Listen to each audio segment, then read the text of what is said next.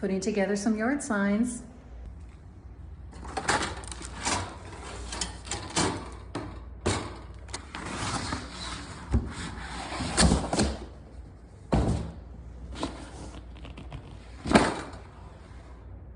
Okay, so got them put together. I've already put out a few today, but I'll go place these strategically around town. Here is the thing about yard signs or signs you can put out in public spaces.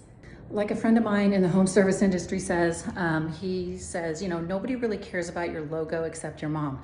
Now, don't get me wrong. I love my logo and it's important for branding. I put it on a lot of things. I love it. But when it comes to yard signs, the reason why I don't have it on here is because you are trying to capture somebody's attention who has this specific pain point.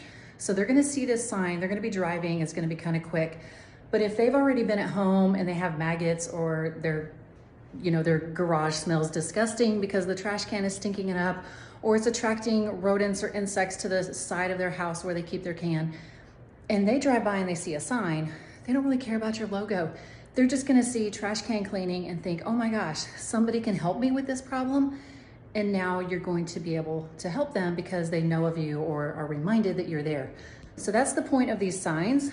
Don't get mixed up in the details. You do not want to have a lot of fine print. Honestly, even the website on there probably isn't necessary.